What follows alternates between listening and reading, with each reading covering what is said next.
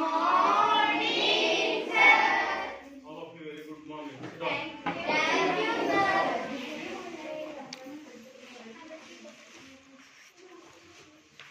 ವಿದ್ಯಾರ್ಥಿಗಳೇ,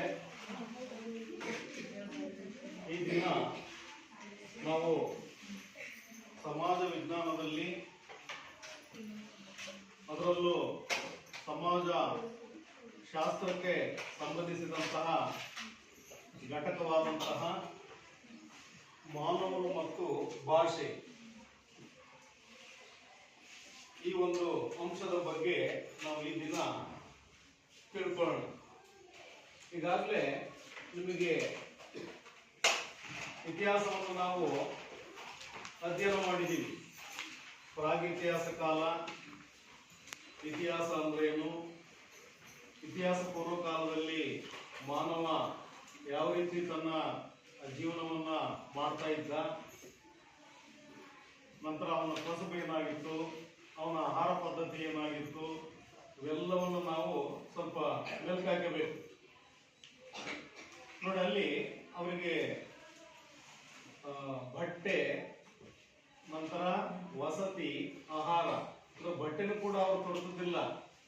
ಈ ಮರ ಗಿಡಗಳ ಒಂದು ಸೊಪ್ಪು ಅಥವಾ ತೊಗಟೆ ಇವುಗಳನ್ನ ಅವರು ಸುತ್ಕೊಂಡ್ಬಿಟ್ಟು ಗೆಡ್ಡೆ ಗೆಣಸುಗಳನ್ನ ಅವ್ರ ಕಾಡಿನಲ್ಲಿ ಉಳಿದುಬಿಟ್ಟು ಅವನ್ನ ತಿಂದು ಜೀವನವನ್ನ ಮಾಡ್ತಾ ಇದ್ರು.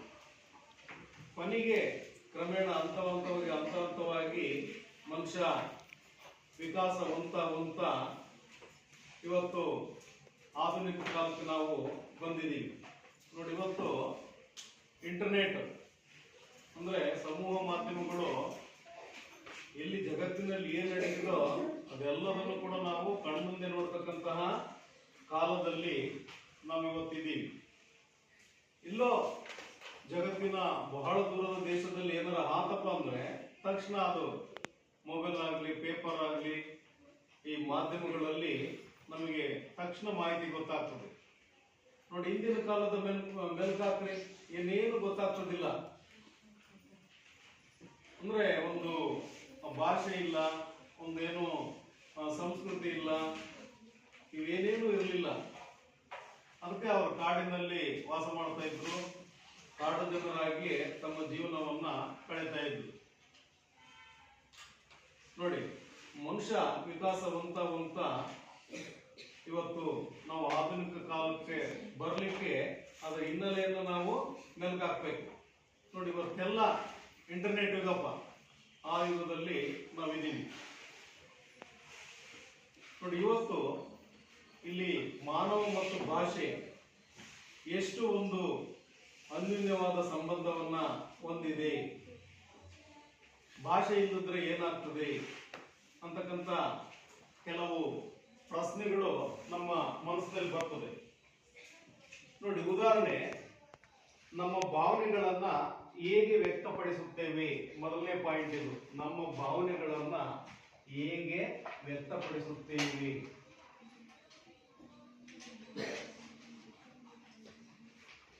ಭಾವನೆಗಳನ್ನ ಹೇಗೆ ವ್ಯಕ್ತಪಡಿಸುತ್ತೇವೆ.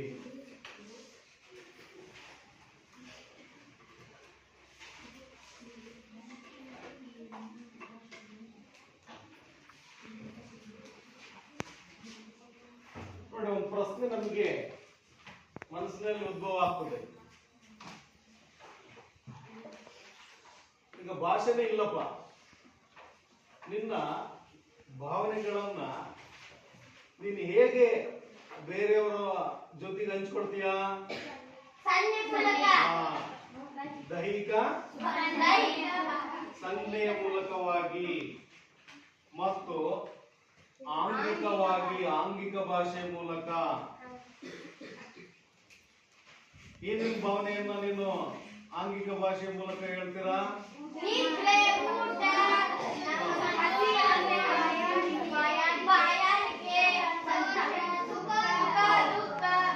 ಒಂದ್ ನಿಮಿಷ ವಾಯ್ಸ್ ಹೇಳ್ರಿ.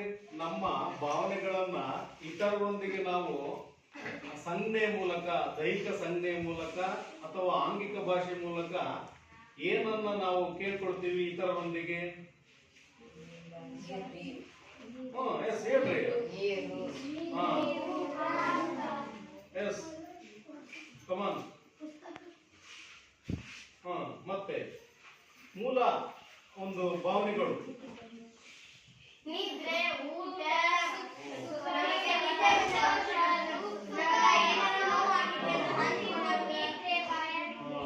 Yes very good. ನೋಡಿ, ಗರ್ಲ್ಸ್ ಕಡೆಯಿಂದ ಉತ್ತಮವಾದ ಪ್ರತಿಕ್ರಿಯೆ, ಉತ್ತಮವಾದ ಆನ್ಸರ್ ಬರ್ತಾ ಇದೆ. ನೀವು ಸ್ವಲ್ಪ ಈಗ ಎಚ್ಚೆತ್ಕೊಳ್ತಾ ಇದ್ದೀರಾ. ಅಂದ್ರೆ ನಮ್ಮ ಭಾವನೆಗಳನ್ನ ಹೆಂಗಪ್ಪ ನಾವು ವ್ಯಕ್ತಪಡಿಸ್ತೀವಿ ಅಂದ್ರೆ ದೈಹಿಕ ಸಂಜ್ಞೆಯ ಮೂಲಕ ಅಥವಾ ಆಂಗಿಕ ಭಾಷೆಯ ಮೂಲಕ ನಾವು ಕೇಳ್ಕೊಳ್ತೀವಿ. ಏನೇನು? ದೈಹಿಕ ಸಂಜ್ಞೆಯ ಮೂಲಕ ಹಸಿವು, ನಿದ್ರೆ, ಬಾಯಾರಿಕೆ, ನೋವು, ಸಂತೋಷ. ದೈಹಿಕ ಸಂಜ್ಞೆಯ ಮೂಲಕ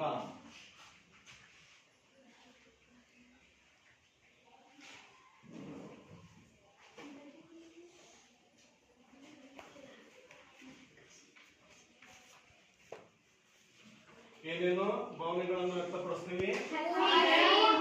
ಹಸಿವು, ಹಸಿವು, ಬಾಯಾರಿಕೆ, ಸಂತೋಷ, ದುಃಖ, ಬಾಯಾರಿಕೆ, ನೋವು, ಸಂತೋಷ, ಇತ್ಯಾದಿ ಅನ್ನೋದು. ನೋಡಿ, ಇವೆಲ್ಲವನ್ನು ಕೂಡ ಇನ್ನೂ ಇದಾವೆ. ಈಗ ನಮ್ಮ ಹಸಿವು ಇರ್ಬೋದು, ನೋವು ಇರ್ಬೋದು, ತೊಂದರೆ ಇರ್ಬೋದು, ದುಃಖ ಇರ್ಬೋದು, ಇವೆಲ್ಲವನ್ನು ಕೂಡ ನಾವು ದೈಹಿಕ ಸಂಜ್ಞೆಯ ಮೂಲಕ ವ್ಯಕ್ತಪಡಿಸುತ್ತೇವೆ. ಅಂದ್ರೆ ಶರೀರದ ಅಂಗಾಂಗಗಳನ್ನ ನಾವು ಸಿಗ್ನಲ್ ಕೊಡ್ತೀವಿ. ಹೊಟ್ಟೆ ಹಸುವಾದಾಗ, ಬಾಯಾರಿಕೆ ಆದಾಗ, ನಿದ್ರೆಗೆ ಹೋಗುವಾಗ, ನೋಡಿ ಇವೆಲ್ಲವನ್ನು ಕೂಡ ದೈಹಿಕ ಸಂಜ್ಞೆಯ ಮೂಲಕ ನಾವು ಭಾವನೆಗಳನ್ನ ವ್ಯಕ್ತಪಡಿಸ್ತೀವಿ. ನೋಡಿ, ಆದರೆ ನಮ್ಮ ಎಲ್ಲಾ ಭಾವನೆಗಳನ್ನ ಆಂಗಿಕ ಭಾಷೆಯ ಮೂಲಕ ತಿಳಿಸಲು ಆಗುವುದಿಲ್ಲ. ನೋಡಿ, ಎಲ್ಲಾ ಭಾವನೆಗಳನ್ನ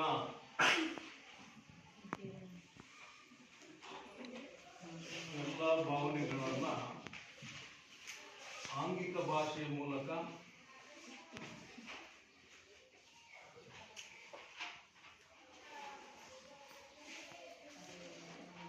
ತಿಳಿಸಲು ಆಗುವುದಿಲ್ಲ.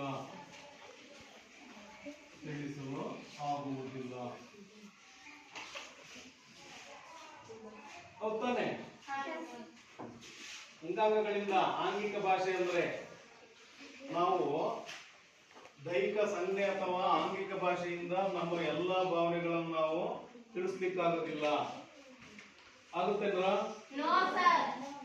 ಆಗೋದಿಲ್ಲ, ಕಷ್ಟ ಆಗ್ತದೆ. ಬೇರೆ ಬೇರೆ ವಿಷಯಗಳನ್ನ ನಾವು ಇತರರೊಂದಿಗೆ ಹಂಚಿಕೊಳ್ಳಿಕ್ಕೆ ಆಗೋದಿಲ್ಲ. ಬರೀ ಅಂಗಾಂಗಗಳ ಮೂಲಕವಾಗಿ, ಆಂಗಿಕ ಭಾಷೆಯ ಮೂಲಕವಾಗಿ. ನೋಡಿ, ಹಾಗಾಗಿ ನಾವು ಅಂತಹ ಸಂದರ್ಭದಲ್ಲಿ ನಮಗೆ ಏನ್ ಬೇಕಾಗುತ್ತೆ? Very good. ಅಂತಹ ಸಂದರ್ಭದಲ್ಲಿ ಏನಪ್ಪ ಅಗತ್ಯ? ಭಾಷೆ ಅಗತ್ಯ.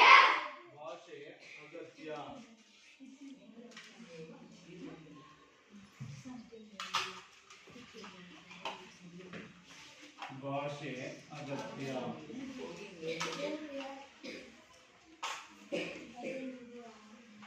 ನೋಡಿ, ಅಲ್ಲಿ ಭಾಷೆ ಎಷ್ಟು ಪ್ರಮುಖವಾದುದು ಅನ್ನೋದು ನಮ್ಮೆಲ್ಲರಿಗೂ ಕೂಡ ಗೊತ್ತಿದೆ. ಈಗ ಭಾಷೆ ಇಲ್ಲದ್ರೆ ಏನೇನು ಸಮಸ್ಯೆಗಳು ಉಂಟಾಗ್ತದೆ, ತೊಂದರೆಗಳು ಉಂಟಾಗ್ತದೆ ಅನ್ನೋದು ಕೂಡ ನಮಗೆ ಮನವರಿಕೆ ಆಗಿದೆ. ಸೊ ಹಾಗಾಗಿ ನಮ್ಮೆಲ್ಲ ಭಾವನೆಗಳನ್ನ ಆಂಗಿಕ ಭಾಷೆಯ ಮೂಲಕ ತಿಳಿಸಲು ಆಗುವುದಿಲ್ಲ. ಹಾಗಾಗಿ ನಮಗೆ ಮುಖ್ಯವಾಗಿ ಏನು ಅಗತ್ಯವಾಗಿ ಬೇಕು? ಭಾಷೆ ಅಗತ್ಯವಾಗಿ ಬೇಕಾಗ್ತದೆ. ನಂತರ ನಾವು ಮಾತನಾಡತಕ್ಕಂಥ ಸಂದರ್ಭದಲ್ಲಿ ನೆಕ್ಸ್ಟ್ ಅಂಶಕ್ಕೆ ಬರೋಣ. ನಾವು ಮಾತನಾಡುವ ಸಂದರ್ಭದಲ್ಲಿ ಅಪ್ಪ, ಅಮ್ಮ, ಅಣ್ಣ, ಅಕ್ಕ, ನೋಡಿ ಅಲ್ಲಿ ಮಾತನಾಡುವ ಸಂದರ್ಭದಲ್ಲಿ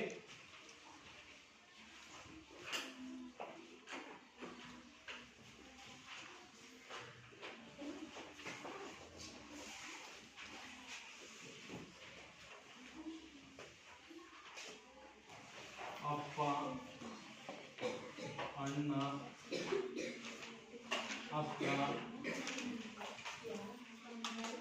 ಚಿಕ್ಕಪ್ಪ, ದೊಡ್ಡಪ್ಪ ಮುಂತಾದ ಪದಗಳನ್ನು ನಾವು ಬಳಸ್ತೇವೆ.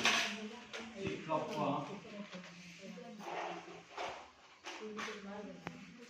ದೊಡ್ಡಪ್ಪ ಮುಂತಾದ ಪದಗಳನ್ನ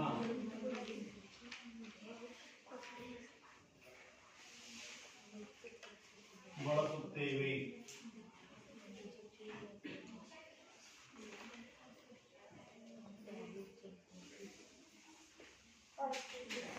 ಅಂದ್ರೆ ಈ ಪದಗಳನ್ನು ನಾವು ಯಾರಿಗೆ ಬಳಸ್ತೀವಿ?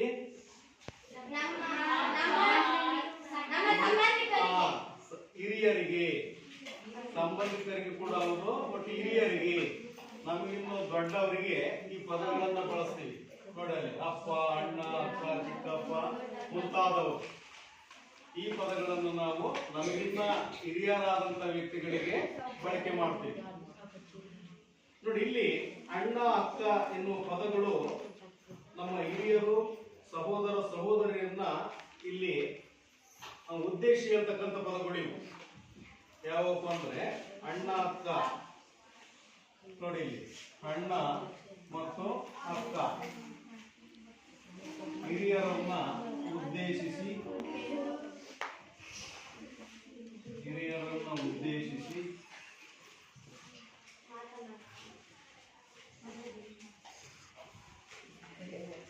ಹೇಳುವುದು. ನಮಗಿನ್ನ ಹಿರಿಯ ವ್ಯಕ್ತಿಗಳಿಗೆ ನಾವು ಈ ಪದಗಳನ್ನ ಬಳಸ್ತೀವಿ. ಅಂದ್ರೆ ಅವರಿಗೆ ಒಂದು ರೀತಿ ಗೌರವವನ್ನ ಕೊಡ್ತಕ್ಕಂಥದ್ದು ಹಿರಿಯರಿಗೆ. ನೋಡಿ ಇಲ್ಲಿ ನಿರ್ದಿಷ್ಟವಾಗಿ ಸಂಬಂಧ ಮತ್ತು ಭಾವನೆಗಳನ್ನು ಅರ್ಥ ಮಾಡಿಕೊಳ್ಳಲು ನಿರ್ದಿಷ್ಟವಾಗಿ ಸಂಬಂಧ ಮತ್ತು ಭಾವನೆಗಳನ್ನು ಅರ್ಥ ಮಾಡಿಕೊಳ್ಳಲು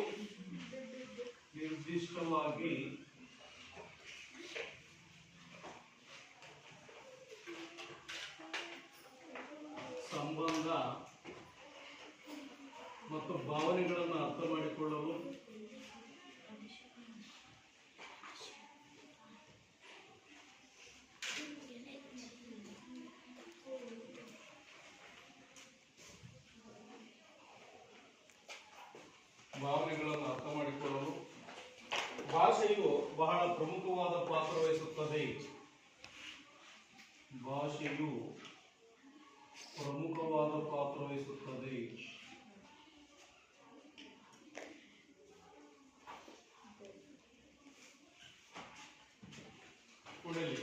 ನಿರ್ದಿಷ್ಟವಾಗಿ ಸಂಬಂಧ, ಸಹೋದರ ಸಹೋದರಿ, ಹಿರಿಯರಿಗೆ ನಾವು ಏನು ಹೇಳ್ತೀವೋ ಅವರಿಗೆ ಗೌರವಿಸ್ಕರಿತೀವೋ, ಹಾಗಾಗಿ ನಿರ್ದಿಷ್ಟವಾಗಿ ಸಂಬಂಧ ಮತ್ತು ಭಾವನೆಗಳನ್ನು ಅರ್ಥ ಮಾಡಿಕೊಳ್ಳಲು ಭಾಷೆ ಪ್ರಮುಖವಾದ ಪಾತ್ರವನ್ನು ವಹಿಸುತ್ತದೆ. ಅಂದ್ರೆ ನಿರ್ದಿಷ್ಟ ಅಂದ್ರೆ ಸ್ಪೆಸಿಫಿಕ್ ಆಗಿ, ನಿರ್ದಿಷ್ಟ ನೋಡಲಿ, ನಿರ್ದಿಷ್ಟವಾಗಿ ಸಂಬಂಧ ಮತ್ತು ಭಾವನೆಗಳನ್ನು ಅರ್ಥ ಮಾಡಿಕೊಳ್ಳಲು ಯಾವುದು ಪ್ರಮುಖ ಪಾತ್ರ ವಹಿಸುತ್ತೆ? ನೋಡಿ ಭಾಷೆ. ನೋಡಿ ನಂತರ ನಾವು ಮುಂದಿನ ಸ್ಟೆಪ್ಗೆ ಹೋಗೋಣ. ಇಲ್ಲಿ ಮನುಷ್ಯನಿಗೆ ಇಲ್ಲಿ ಭಾಷೆ ಇದೆ, ಆದ್ರೆ ಪ್ರಾಣಿಗಳಿಗೆ ಭಾಷೆ ಇದೆಯಾ? ನೋಡಿ, ಮನುಷ್ಯನಿಗೆ ಭಾಷೆ ಇದೆ, ಆದರೆ ಪ್ರಾಣಿಗಳಿಗೆ ಭಾಷೆ ಇಲ್ಲ. ಮನುಷ್ಯನಿಗೆ ಭಾಷೆ ಇದೆ, ಪ್ರಾಣಿಗಳಿಗೆ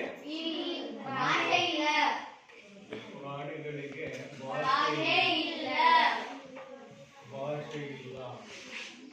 ನೋಡಿ ಇಲ್ಲಿ ಡಿಫರೆನ್ಸ್ ಅಲ್ಲಿ ಮನುಷ್ಯನಿಗೂ ಮತ್ತು ಪ್ರಾಣಿಗಳಿಗೂ ಇರತಕ್ಕಂಥ ವ್ಯತ್ಯಾಸ ಏನಪ್ಪಾ ಅಂದ್ರೆ, ನಮಗೆ ಭಾಷೆ ಇದೆ, ಪ್ರಾಣಿಗಳಿಗೆ ಭಾಷೆ ಇಲ್ಲ.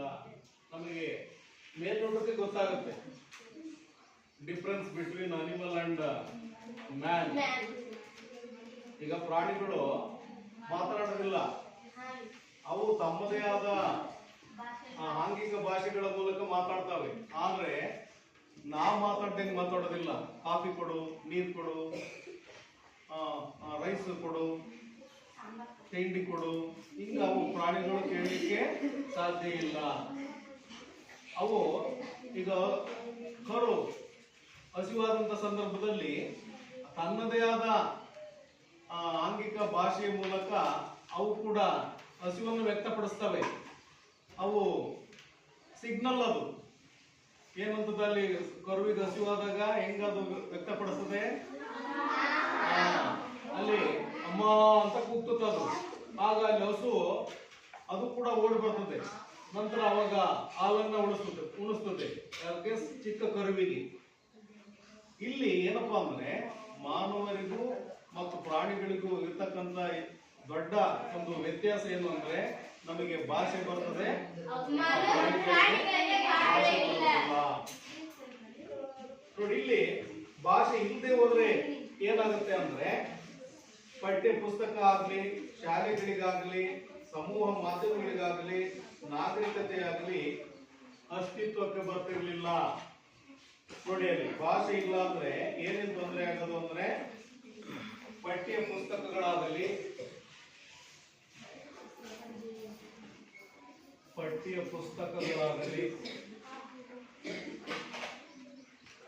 ನಂತರ ಸಮೂಹ ಮಾಧ್ಯಮಗಳಾಗಲಿ,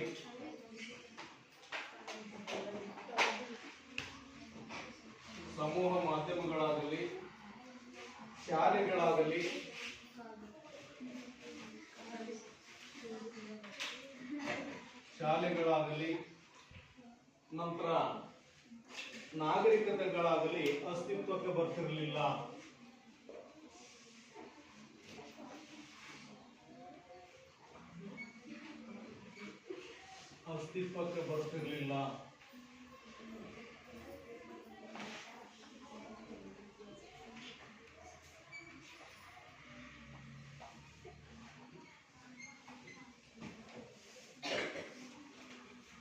ನೋಡಿ ಭಾಷೆ ಇಲ್ಲಪ್ಪ ಅಂದ್ರೆ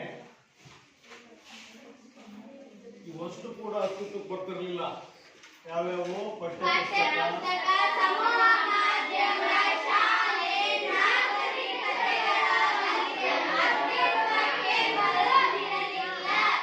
ನೋಡಿ ಇಲ್ಲಿ ಭಾಷೆ ನಮಗೆ ಬರುವುದರಿಂದ, ಭಾಷೆ ನಮಗೆ ಕೊಡುಗೆಯಾಗಿ ನಮಗೆ ಸಿಕ್ಕಿರೋದ್ರಿಂದ ನಾವೇನ್ ಮಾಡ್ತೀವಿ, ಭಾಷೆಯ ಮೂಲಕ ನಮ್ಮ ಭಾವನೆಗಳನ್ನ ವ್ಯಕ್ತಪಡಿಸ್ತೀವಿ.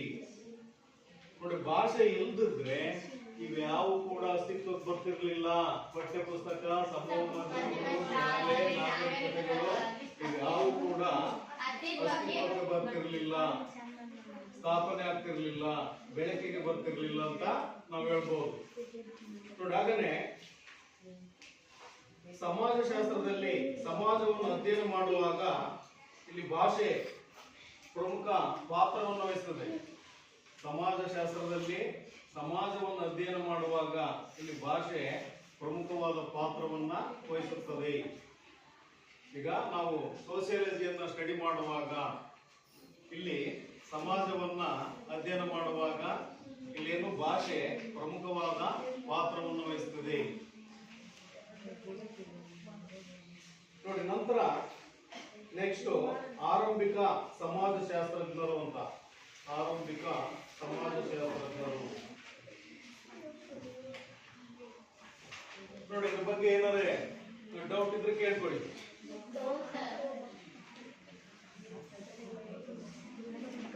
ಆರಂಭಿಕ ಸಮಾಜಶಾಸ್ತ್ರಜ್ಞರು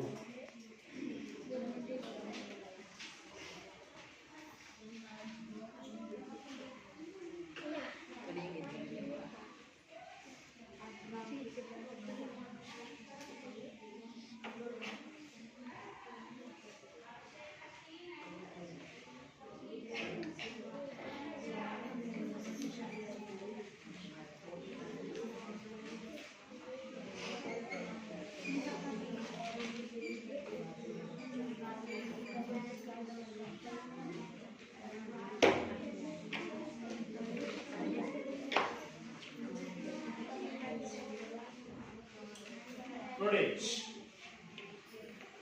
ನಾವೀಗಾಗಲೇ ಮಾನವ ಮತ್ತು ಭಾಷೆಗೆ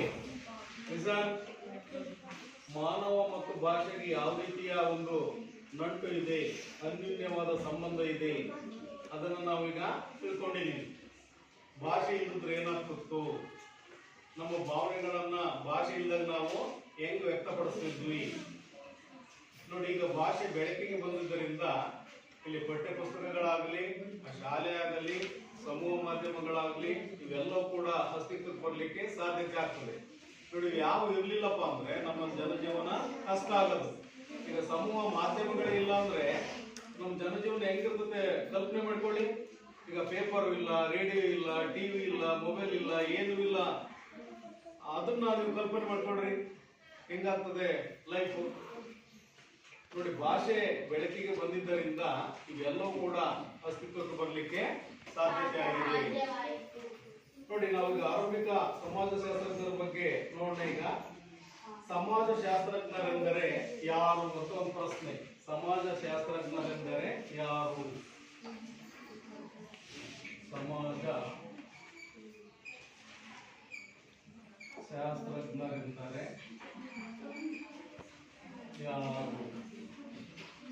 ಒಂದು ಪ್ರಶ್ನೆ ಬರುತ್ತೆ, ನಾವು ಯಾರನ್ನ ಸಮಾಜಶಾಸ್ತ್ರಜ್ಞರು ಅಂತ ಕರಿಬೇಕು ಅಂತಕ್ಕಂಥ ಪ್ರಶ್ನೆ. ಹೆಂಗೆ ನಮ್ಮ ಭಾವನೆಗಳನ್ನು ನಾವು ಹೇಗೆ ವ್ಯಕ್ತಪಡಿಸ್ಬೇಕು ಅಂತ ಪ್ರಶ್ನೆ ಬಂತು. ಅದೇ ರೀತಿಯಲ್ಲಿ ಇಲ್ಲಿ ಸಮಾಜಶಾಸ್ತ್ರಜ್ಞರೆಂದರೆ ಯಾರು ನೋಡಿ. ಸಮಾಜ, ಸಂಸ್ಕೃತಿ, ವರ್ತನೆ ಮತ್ತು ಸಾಮಾಜಿಕ ಸಂಬಂಧಗಳ ಬಗ್ಗೆ ಅವರು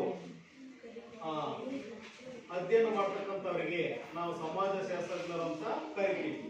ಸಮಾಜ, ಸಂಸ್ಕೃತಿ, ವರ್ತನೆ. ಸಮಾಜ, ಸಂಸ್ಕೃತಿ, ವರ್ತನೆ,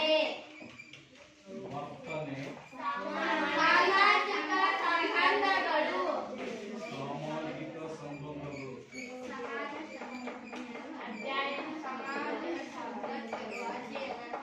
ನೋಡಿ. ಇವುಗಳ ಬಗ್ಗೆ ಅಧ್ಯಯನ ಮಾಡ್ತಕ್ಕಂಥವರನ್ನು ನಾವು ಸಮಾಜಶಾಸ್ತ್ರಜ್ಞರು ಅಂತ ಕರಿತೀವಿ.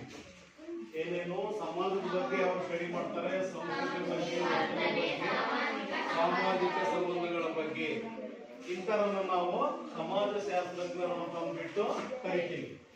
ಸಮಾಜಶಾಸ್ತ್ರಜ್ಞರು.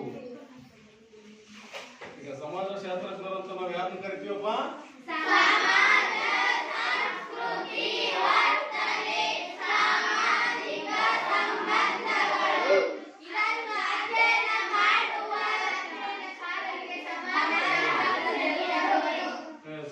ನೋಡಿ, ಇಲ್ಲಿ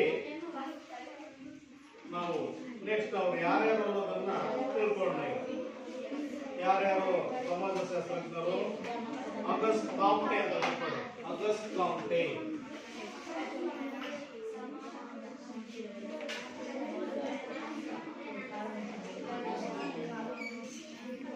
ಆಗಸ್ಟ್ ಕಾಂಟೆ ನೋಡಿ. ಇವ್ರ ಬಗ್ಗೆ ನಾವು ಸ್ವಲ್ಪ ಬ್ರೀಫ್ ಆಗಿ ತಿಳ್ಕೊಳ್ಳೋಣ. ಇವರು ಯಾರು, ಇವರು ಏನನ್ನ ಕುರಿತು ಅಧ್ಯಯನ ಮಾಡಿರೋ ಅನ್ನೋದ್ರ ಬಗ್ಗೆ ತಿಳ್ಕೊಳ್ಳೋಣ. ಈಗ ಬಾಯ್ಸು ಈ ಕಡೆ ಗಮನ ಕೊಡ್ಬೇಕು ನೋಡಿ. ಆಗಸ್ಟ್ ಕಾಂಟೆ ಸಮಾಜವನ್ನ ಅಧ್ಯಯನ ಮಾಡುವ ವಿಜ್ಞಾನಕ್ಕೆ ಇವರು ಸಮಾಜಶಾಸ್ತ್ರ ಅಂತ ಕರೀತಾರೆ. ಸಮಾಜವನ್ನು ಅಧ್ಯಯನ ಮಾಡುವ ವಿಜ್ಞಾನಕ್ಕೆ, ಸಮಾಜವನ್ನ ಅಧ್ಯಯನ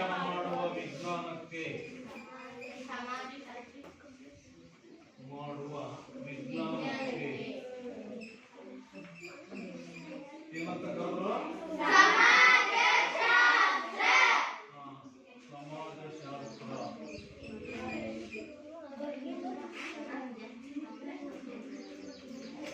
ಸಮಾಜವನ್ನ ಅಧ್ಯಯನ ಮಾಡುವ ವಿಜ್ಞಾನಕ್ಕೆ ಸಮಾಜಶಾಸ್ತ್ರ ಅಂತ ಅಂದ್ಬಿಟ್ಟು ಕರೀತಾರೆ. ರಾಜ್ಯಶಾಸ್ತ್ರವನ್ನು ಅಧ್ಯಯನ ಮಾಡತಕ್ಕಂತ ತಜ್ಞರಿಗೆ ನಾವೇನಂತೀವಿ? ರಾಜ್ಯಶಾಸ್ತ್ರಜ್ಞರು. ರಾಜ್ಯವನ್ನ ಕುರಿತು ಅಧ್ಯಯನ ಮಾಡತಕ್ಕಂತಹ ಚಿಂತಕರಿಗೆ ರಾಜ್ಯಶಾಸ್ತ್ರಜ್ಞರು ಅಂತೀವಿ. ಇಲ್ಲಿ ಸಮಾಜವನ್ನ ಅಧ್ಯಯನ ಮಾಡತಕ್ಕಂತ ಶಾಸ್ತ್ರಕ್ಕೆ ನಾವೇನಂತೀವಿ? ಸಮಾಜವನ್ನ ಕುರಿತು ಅಧ್ಯಯನ ಮಾಡತಕ್ಕಂತ ವಿಜ್ಞಾನ, ಅದಕ್ಕೆ ನಾವೇನಂತ ಹೇಳ್ತೀವಿ? ಸಮಾಜಶಾಸ್ತ್ರ. ನೋಡಿ, ಇವರನ್ನ ಸಮಾಜಶಾಸ್ತ್ರದ ಪಿತಾಮಹ ಅಂತ ಕರೀತಾರೆ. ಸಮಾಜಶಾಸ್ತ್ರದ ಪಿತಾಮಹ, ಸಮಾಜಶಾಸ್ತ್ರದ ಪಿತಾಮಹ ಯಾರು? ಫಾದರ್ ಆಫ್ ಸೋಸಿಯಾಲಜಿ ಅಂತ ಹೇಳ್ತೀವಿ, ಸಮಾಜಶಾಸ್ತ್ರದ ಪಿತಾಮಹ. ನೆಕ್ಸ್ಟ್ ಎರಡನೇದು Herbert Spencer. Herbert Spencer. Herbert Spencer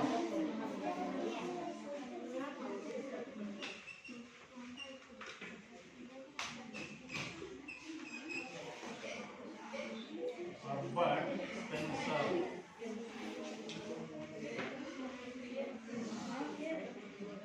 ನೋಡಿ, ಇವರು 19ನೇ ಶತಮಾನದ ಬ್ರಿಟಿಷ್ ಸಮಾಜಶಾಸ್ತ್ರಜ್ಞರು.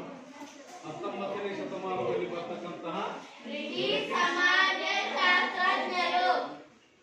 ಬ್ರಿಟಿಷ್ ಸಮಾಜಶಾಸ್ತ್ರಜ್ಞರು.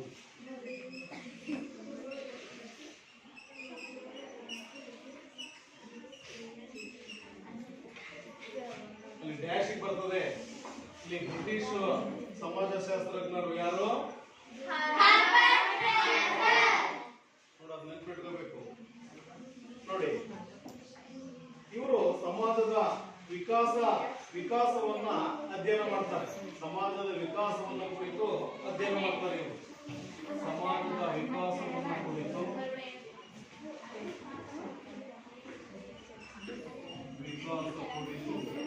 ಅಧ್ಯಯನ ಮಾಡಿದರು.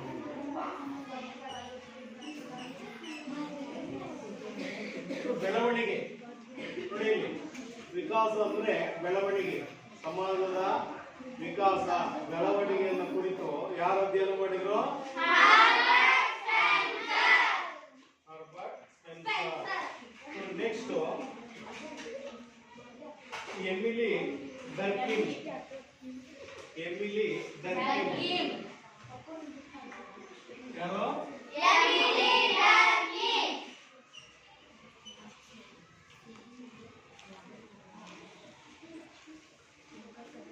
Emily Durkheim. ನೋಡಿ, ಇವರು ಬ್ರಾಕೆಟ್ ಬರ್ಕೊಂಡ್ರಿ, ಫ್ರಾನ್ಸ್ ದೇಶದವರು. ಇವರು ಫ್ರಾನ್ಸ್ ದೇಶದವರು. 19ನೇ ಶತಮಾನದ ಕಡೆಯ ಭಾಗ. 19ನೇ ಶತಮಾನದ ಕಡೆಯ ಭಾಗ.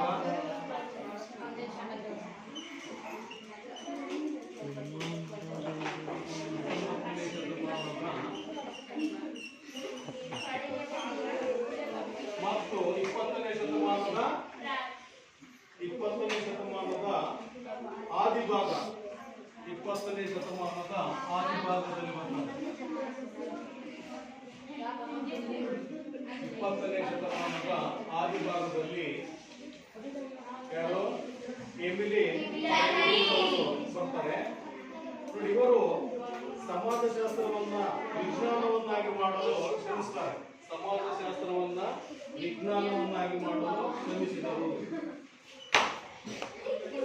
ಸಮಾಜಶಾಸ್ತ್ರವನ್ನ ವಿಜ್ಞಾನವನ್ನಾಗಿ ಮಾಡಲು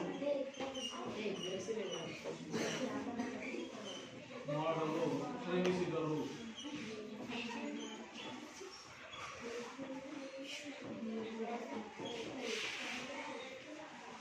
ಸಮಾಜಶಾಸ್ತ್ರವನ್ನ ವಿಜ್ಞಾನವನ್ನಾಗಿ ಮಾಡಲು ಯಾರು ಶ್ರಮಿಸ್ತಾರೆ?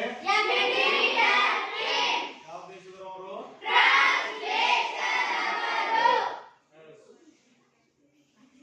ನೋಡಿ, ನಂತರ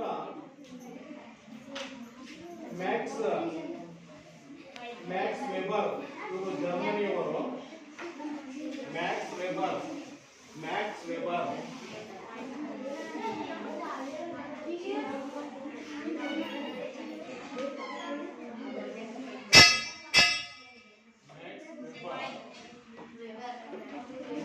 ಯಾವ ದೇಶದವರು ಇವರು?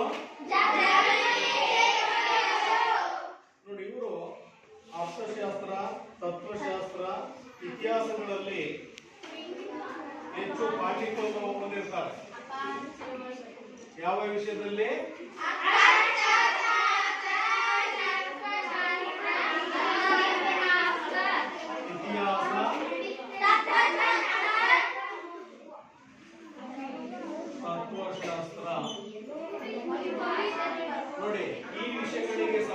ಸಂಬಂಧಪಟ್ಟ ಹಾಗೆ ಇವರು ಹೆಚ್ಚಿನ ಒಂದು ಪಾಂಡಿತ್ಯವನ್ನ ಹೊಂದಿರ್ತಾರೆ.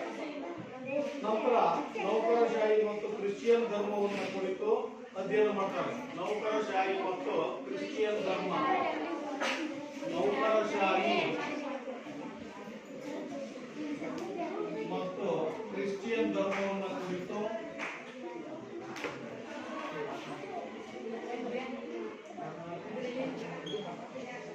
ನೌಕರಶಾಹಿ ಮತ್ತು ಕ್ರಿಶ್ಚಿಯನ್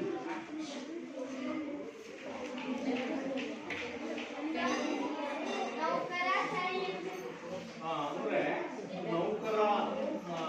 ನೌಕರರಿಗೆ ಸಂಬಂಧಪಟ್ಟ ಹಾಗೆ ಅವರ ಒಂದು ಅನುಕೂಲತೆಯ ಬಗ್ಗೆ, ಅವರ ಒಂದು ಕ್ಷೇಮಾಭಿವೃದ್ಧಿಯ ಬಗ್ಗೆ ಅವರು ಚಿಂತನೆಯನ್ನು ಮಾಡ್ತಾರೆ. ನೌಕರಶಾಹಿ ನೌಕರರ ಬಗ್ಗೆ ಹೆಚ್ಚಿನ ಒಂದು ಕಾಳಜಿಯನ್ನು ಅವರು ಹೊಂದಿರ್ತಾರೆ. ನೋಡಿ, ನೌಕರಶಾಹಿ ಮತ್ತು ಕ್ರಿಶ್ಚಿಯನ್ ಧರ್ಮವನ್ನು ಕುರಿತು ಇವರು ಅಧ್ಯಯನ ಮಾಡ್ತಾರೆ. ಯಾರೇಳಿ? ನಂತರ ಲಾಸ್ಟ್ ಕಾರ್ಲ್ ಮಾರ್ಕ್ಸ್ ಅಂತ ಬರ್ಕೊಳ್ಳಿ. ಕಾರ್ಲ್ ಮಾರ್ಕ್ಸ್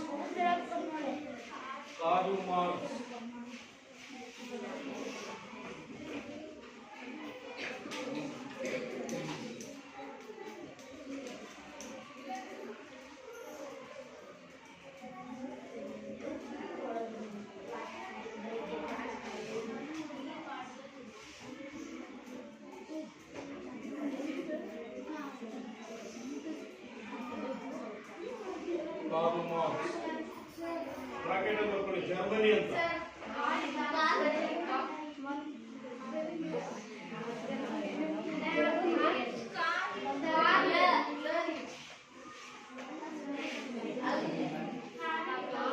ಕಾರ್ಲ್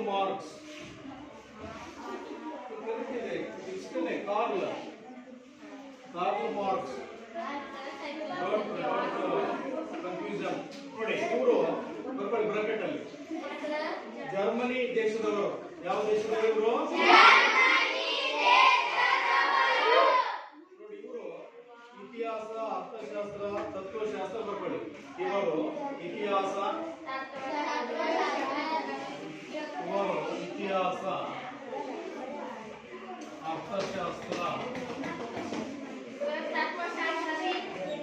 ತತ್ವಶಾಸ್ತ್ರ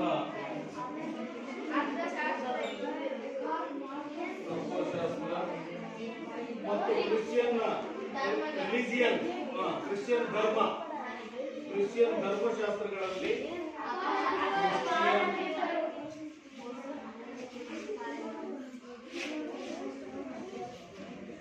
ಕ್ರಿಶ್ಚಿಯನ್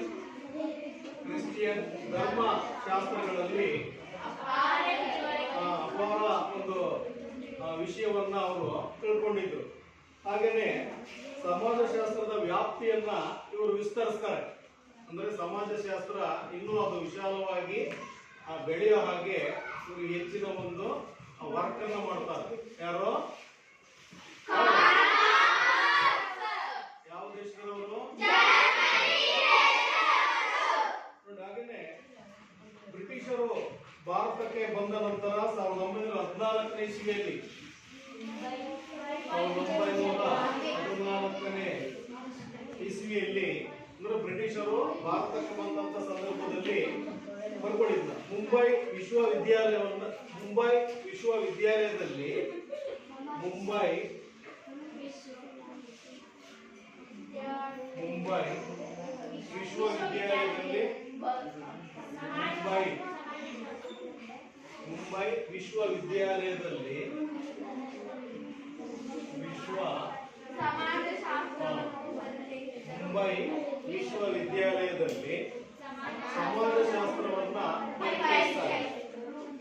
ಸಮಾಜಶಾಸ್ತ್ರವನ್ನ ಪರಿಚಯಿಸಿದರು.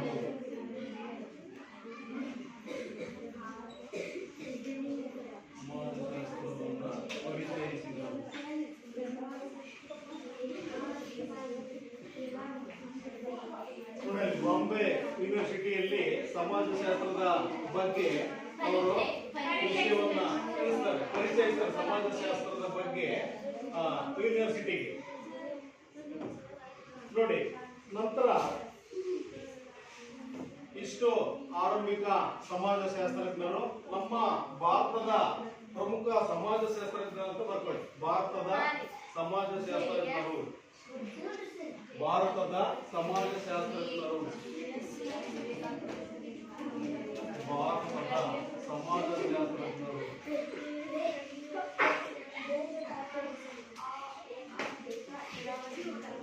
ಅವ್ರು ಯಾರಂತ ಬರ್ಕೊಳ್ಳಿ. ನಮ್ಮ ದೇಶದ ಸಮಾಜಶಾಸ್ತ್ರಜ್ಞರು.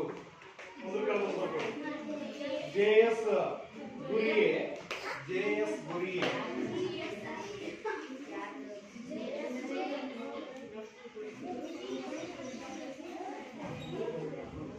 ಗುರಿಯೆ.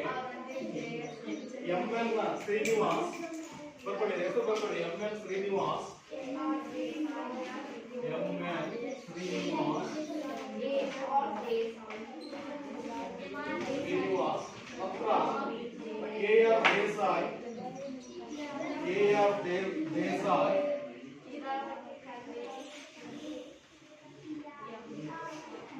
ಕೆ.ಆರ್. ದೇಸಾಯಿ ಮತ್ತೆ ಇರಾವತಿ ಕರ್ವೆ. ಇರಾವತಿ ಕರ್ವೆ. ಇರಾವತಿ ಕರ್ವೆ. ಎಸ್.ಸಿ. ದುಬೆ. ಎಸ್.ಸಿ. ದುಬೆ. ನೋಡಿ, ಇಲ್ಲಿ ಕೇಳ್ತಾರೆ 2 ಮಾರ್ಕ್ಸ್ಗೆ ಭಾರತದ ಸಮಾಜಶಾಸ್ತ್ರಜ್ಞರನ್ನ ಹೆಸರಿಸಿ ಅಂದಾಗ ಇವರೆಲ್ಲ ಹೆಸರನ್ನ ಬರಿಬೇಕು. ಮತ್ತು ಬೇರೆ ಬೇರೆ ಈಗ ಫ್ರಾನ್ಸ್ನವ್ರು ಯಾರು, ಜರ್ಮನಿಯವ್ರು ಯಾರು ಗೊತ್ತಾಯ್ತಾ, ಮತ್ತು ಬ್ರಿಟನ್ನವ್ರು ಯಾರು ಯಾರು ಸಮಾಜಶಾಸ್ತ್ರಜ್ಞರು, ಅವೆಲ್ಲ ಕರೆಕ್ಟ್ ಆಗಿ ನೆನ್ಪಿಟ್ಕೊಳ್ಬೇಕು. ನೋಡೋಣ. ನೆಕ್ಸ್ಟ್ ಪ್ರಶ್ನಾವಳಿ ನೋಡೋಣ. ನಾನೇನು ಇವತ್ತು ಹೆಚ್ಚಿಗೆ ಹೇಳಿಲ್ಲ. ಏನಪ್ಪಾ ಅಂದ್ರೆ ಫಸ್ಟ್ ಮಾನವ ಮತ್ತು ಭಾಷೆ, ಎರಡನೇದು ಆರಂಭಿಕ ಭಾರತೀಯ ಸಮಾಜಶಾಸ್ತ್ರಜ್ಞರ ಬಗ್ಗೆ ನೋಡೋಣ. ಈಗ ಸಿಂಪಲ್ ಆಗಿ ಒಂದು 4-5 ಪ್ರಶ್ನೆಗಳನ್ನ ಕೇಳ್ತೀನಿ. ಯಾರು ಹೇಳ್ತೀರಾ? ನಮ್ಮ ಭಾವನೆಗಳನ್ನ ಹೇಗೆ ವ್ಯಕ್ತಪಡಿಸುತ್ತೇವೆ? ನಮ್ಮ ಭಾವನೆಗಳನ್ನ ಹೇಗೆ ವ್ಯಕ್ತಪಡಿಸುತ್ತೇವೆ? ಹೇಳು.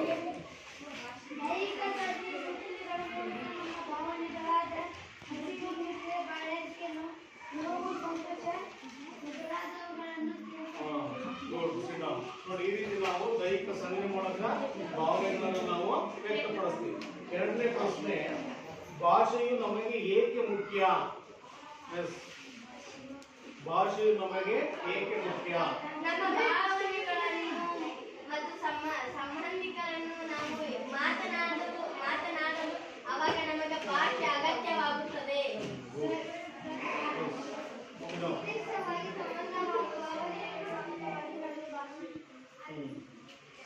ನಿರ್ದಿಷ್ಟವಾಗಿ ಸಂಬಂಧ ಮತ್ತು ಭಾವನೆಗಳನ್ನು ಅರ್ಥ ಮಾಡಿಕೊಳ್ಳಲು ಭಾಷೆ ಮುಖ್ಯವಾದ ಪಾತ್ರ. ನೆಕ್ಸ್ಟ್ ಪ್ರಶ್ನೆ, ಮಾನವನಿಗೂ ಪ್ರಾಣಿಗಳಿಗಿರುವ ಮುಖ್ಯ ವ್ಯತ್ಯಾಸವೇನು? ಮಾನವನು ಮತ್ತು ಪ್ರಾಣಿಗಳಿಗಿರತಕ್ಕಂಥ ಮುಖ್ಯ ವ್ಯತ್ಯಾಸವೇನು? ಮನುಷ್ಯನಿಗೆ ಭಾಷೆ ಇದೆ, ಪ್ರಾಣಿಗಳಿಗೆ ಭಾಷೆ ಇಲ್ಲ. Very good. ಮನುಷ್ಯನಿಗೆ ಭಾಷೆ ಇದೆ, ಪ್ರಾಣಿಗಳಿಗೆ ಭಾಷೆ ಇಲ್ಲ. ನೆಕ್ಸ್ಟ್, ಭಾಷೆ ಇಲ್ಲದಿದ್ದರೆ ಏನಾಗುತ್ತಿತ್ತು? ಭಾಷೆ ಇಲ್ಲದಿದ್ದರೆ ಏನಾಗುತ್ತಿತ್ತು? ಹುಡುಗರು, ಭಾಷೆ ಇಲ್ಲದಿದ್ದರೆ ಏನಾಗುತ್ತಿತ್ತು? ನಮಗೆ ಯಾವ್ಯಾವಗಳ ಬಗ್ಗೆ ಮಾಹಿತಿ ಗೊತ್ತಾಗ್ತಿರ್ಲಿಲ್ಲ. ಹೇಳ್ತೀನಪ್ಪ, ಭಾಷೆ ಇಲ್ಲದೆ ಇದ್ದರೆ ನಮ್ಗೆ ಏನಾಗ್ತಾ ಇತ್ತು? ಏನು ಅನಾನುಕೂಲ ಆಗ್ತಾ ಇತ್ತು? ಪಠ್ಯಪುಸ್ತಕವಾಗಲಿ, ಸಮೂಹ ಮಾಧ್ಯಮವಾಗಲಿ, ಶಾಲೆ ನಾಗರಿಕತೆಗಳಾಗಲಿ ಅಸ್ತಿತ್ವಕ್ಕೆ ಬರದಿರಲಿಲ್ಲ. Very good. ಸಮೂಹ ಮಾಧ್ಯಮಗಳಾಗಲಿ, ಪಠ್ಯಪುಸ್ತಕವಾಗಲಿ, ನಾಗರಿಕತೆ ಆಗಲಿ ಯಾವ ಕೂಡ ನಮಗೆ ಅಸ್ತಿತ್ವಪಟ್ಟಿರಲಿಲ್ಲ. ನೋಡಿ, ಭಾಷೆ ಇರೋದ್ರಿಂದ ಇವೆಲ್ಲ ಬೆಳವಣಿಗೆ ಆದವು. ಸಮೂಹ ಮಾಧ್ಯಮಗಳು, ಶಾಲೆ, ನಾಗರಿಕತೆ ಇವೆಲ್ಲ ಕೂಡ. Very good.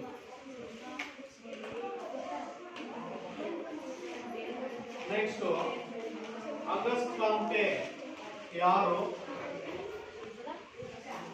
ಆಗಸ್ಟ್ ಕಾಮ್ಟೆ ಯಾರು? ಆಗಸ್ಟ್ ಕಾಂಟೆ ಇತಿಹಾಸದ ಪಿತಾಮಹ. ಆಗಸ್ಟ್ ಕಾಮ್ಟೆ ಯಾರು?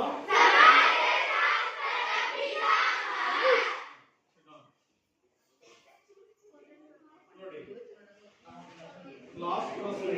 ಕಾರ್ಲ್ ಮಾರ್ಕ್ಸ್ ಯಾರು? ಯಾವ ಯಾವ ವಿಷಯಗಳಲ್ಲಿ ಅವರು ಪರಿಣಿತಿಯನ್ನು ಹೊಂದಿದ್ದರು? ಕಾರ್ಲ್ ಮಾರ್ಕ್ಸ್ ಯಾರು? ಯಾವ ಯಾವ ವಿಷಯದಲ್ಲಿ ಪರಿಣಿತಿಯನ್ನು ಹೊಂದಿದ್ದರು?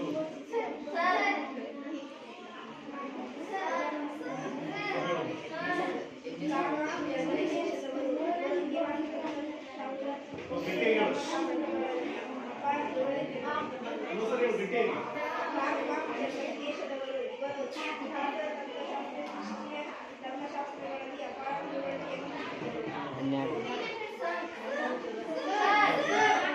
ಕಾರ್ಲ್ ಮಾರ್ಕ್ಸ್ ಜರ್ಮನಿ ದೇಶದವರು. ಇವರು ಇತಿಹಾಸ, ತತ್ವಶಾಸ್ತ್ರ, ಕ್ರಿಶ್ಚಿಯನ್ ಧರ್ಮಗಳಲ್ಲಿ ಅಪಾರ ತಿಳುವಳಿಕೆಯನ್ನು